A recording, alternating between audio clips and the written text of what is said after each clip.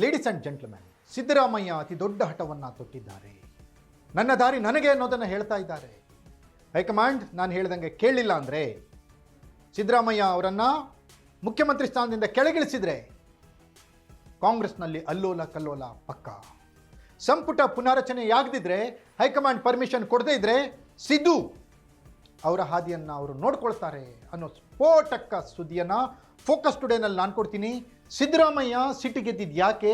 ಸಂಪುಟ ಪುನಾರಚನೆ ಆಗಲಿಲ್ಲ ಅಂದರೆ ಸಿದ್ದರಾಮಯ್ಯ ದಾರಿ ಹೇಗಿರುತ್ತೆ? ನೆಲ ಜಲ ಭಾಷೆಗಾಗಿ ಪ್ರಾಮಾಣಿಕ ಪತ್ರಿಕೋದ್ಯಮ. ನಾನು ಹೇಮಂತ್. ಎಸ್ ವೀಕ್ಷಕರೇ, ರಾಜ್ಯದಲ್ಲಿ ಸಿದ್ದರಾಮಯ್ಯ ಮತ್ತು ಡಿ ಕೆ ಶಿವಕುಮಾರ್ ನಡುವಿನ ಕದನ ಅಂತಿಮ ಹಂತಕ್ಕೆ ಬಂದು ತಲುಪಿದೆ. ಹೈಕಮಾಂಡ್ ಏನಾದರೂ ಸಂಪುಟ ಪುನಾರಚನೆಗೆ ಗ್ರೀನ್ ಸಿಗ್ನಲ್ ಕೊಡಲಿಲ್ಲ ಅಂದರೆ ಸಿದ್ದರಾಮಯ್ಯನವರು ಬೇರೆದೇ ಹೆಜ್ಜೆನ ಇಡ್ಲಿಕ್ಕೆ ತಯಾರಾಗ್ತಾ ಇದ್ದಾರೆ. ಸಿದ್ದರಾಮಯ್ಯ ಆ್ಯಂಡ್ ಟೀಮ್ ಹೆಚ್ಚು ಕಮ್ಮಿ 75ರಿಂದ 80ರಷ್ಟು ಶಾಸಕರು, 30 ಸಚಿವರು ಬೇರೆದೇ ದಾರಿಯನ್ನು ಹುಡುಕ್ಲಿಕ್ಕೆ ತಯಾರಾಗ್ತಾ ಇದ್ದಾರೆ ಅನ್ನೋ ಸ್ಫೋಟಕ ಮಾಹಿತಿಯನ್ನು ನಾನು ನೀಡ್ತಾ ಇದ್ದೀನಿ. ಕರ್ನಾಟಕದಲ್ಲಿ ಮುಖ್ಯಮಂತ್ರಿ ಬದಲಾವಣೆಯಾಗಲೇಬೇಕು ಅನ್ನುವ ತೀರ್ಮಾನಕ್ಕೆ ಹೈಕಮಾಂಡ್ ಬಂದರೆ, ಸಿದ್ದರಾಮಯ್ಯ ಅವ್ರನ್ನ 5 ವರ್ಷ ಮುಂದುವರಿಸಲಿಕ್ಕೆ ಹಿಂದೆ ಇರಿದ್ರೆ ರಾಜ್ಯದಲ್ಲಿ ಅಲ್ಲೋಲ ಕಲ್ಲೋಲ ಆಗೋದಂತೂ ಪಕ್ಕ. ರಾಜ್ಯ ರಾಜಕಾರಣ ಮತ್ತೊಂದು ದಿಕ್ಕಿನತ್ತ ಹೊರಳೋದಂತೂ ಕನ್ಫರ್ಮ್ ಅನ್ನುವಂಥ ವಾತಾವರಣ ಈಗ ನಿರ್ಮಾಣ ಆಗ್ತಾ ಇದೆ. ಎಸ್ ವೀಕ್ಷಕರೇ, ಅವರ ಬೆಂಬಲಿಗ 30 ಜನ ಶಾಸಕರನ್ನು ದೆಹಲಿಗೆ ಕಳಿಸಿದ್ದಂತಹ ಸಿದ್ದರಾಮಯ್ಯನವರು ಆ ಪಟ್ಟು ವಿಫಲವಾದಂತೆ ಕಂಡ ತಕ್ಷಣ ಈಗ ಕೆಂಡಾಮಂಡಲರಾಗಿದ್ದಾರೆ. ಹೋಗಿರುವ 30 ಜನ ಶಾಸಕರ ಪೈಕಿ ಯಾರನ್ನೂ ಕೂಡ ಹೈಕಮಾಂಡ್ ಮೀಟ್ ಮಾಡಲಿಲ್ಲ. ಸುರ್ಜೇವಾಲಾ ಅವರು ನೆಪಕ್ಕಷ್ಟೇ ಮೀಟ್ ಮಾಡಿದರೂ ಕೂಡ ಯಾವುದೇ ರೀತಿಯ ತೀರ್ಮಾನಕ್ಕೆ ಬರಲಿಲ್ಲ. ಅಶೋಕ್ ಪಟ್ಟಣ್ ನೇತೃತ್ವದಲ್ಲಿ ಹೋದಂಥ ಶಾಸಕರ ಗುಂಪು ಕರ್ನಾಟಕದಲ್ಲಿ ಸಂಪುಟ ವಿಸ್ತರಣೆಗೆ ಗ್ರೀನ್ ಸಿಗ್ನಲ್ ಕೊಡಬೇಕು ಅಂತ ಕೇಳಲಿಕ್ಕೆ ಹೋಗಿತ್ತು.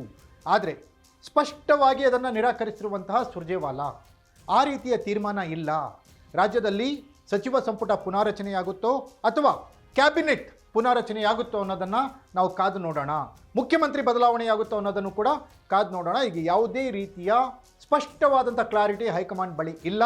ಇಟ್ ವಿಲ್ ಟೇಕ್ ಟೈಮ್, ನೀವು ವಾಪಸ್ ಹೋಗಿ ಅನ್ನೋ ಮಾತನ್ನು ಹೇಳಿದ್ದಾರೆ. ಇದರಿಂದ ಸಿದ್ದರಾಮಯ್ಯ ಕುಪಿತಗೊಂಡಿದ್ದಾರೆ, ಕೆಂಡಾಮಂಡಲರಾಗಿದ್ದಾರೆ. ಹೈಕಮಾಂಡ್ ಏನಾದರೂ ಅವ್ರನ್ನ ಇಳಿಸ್ಲಿಕ್ಕೆ ಪ್ಲ್ಯಾನ್ ಮಾಡ್ತಿದೆಯಾ ಅನ್ನುವಂಥ ಯೋಚನೆಯನ್ನು ಈಗ ಸಿದ್ದರಾಮಯ್ಯನವರು ಮಾಡ್ತಾ ಇದ್ದಾರೆ. ಹಾಗೇನಾದರೂ ಆದರೆ ಸರಿಯಾಗಿ ಪಾಠವನ್ನು ಕಲಿಸ್ಲಿಕ್ಕೆ ಸಿದ್ದರಾಮಯ್ಯ ಬಣದ ಫಾಲೋವರ್ಸ್, ಶಾಸಕರು ಮತ್ತು ಸಚಿವರು ಪ್ಲ್ಯಾನ್ ಮಾಡ್ಕೊಂಡಿದ್ದಾರೆ. ಒಂದು ವೇಳೆ ಕಾಂಗ್ರೆಸ್ ಹೈಕಮಾಂಡ್ ಏನಾದರೂ ಮುಖ್ಯಮಂತ್ರಿ ಸ್ಥಾನವನ್ನು ಬಿಟ್ಟು ಕೊಡಬೇಕು ಅನ್ನೋ ತೀರ್ಮಾನಕ್ಕೆ ಬಂದರೆ ಈ ಪ್ಲ್ಯಾನ್ ಬೇರೆ ರೀತಿ ವರ್ಕೌಟ್ ಆಗೋಕ್ಕೆ ತಯಾರಾಗಿದೆ.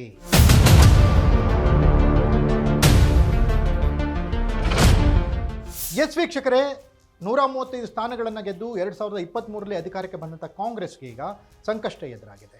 ಮೊದಲ 2.5 ವರ್ಷಗಳ ಅವಧಿಗೆ ಸಿದ್ದರಾಮಯ್ಯನವರು ಮುಖ್ಯಮಂತ್ರಿಯಾಗಿ ತಮ್ಮ ಅಧಿಕಾರವನ್ನು ಮುಗಿಸಿದ್ದಾರೆ. ಮುಂದಿನ 2.5 ವರ್ಷಕ್ಕೆ ಮುಖ್ಯಮಂತ್ರಿಯಾಗಿ ಡಿ ಕೆ ಶಿವಕುಮಾರ್ ಅಧಿಕಾರ ವಹಿಸ್ತಾರೆ ಅನ್ನೋ ಮಾತುಗಳಿತ್ತು.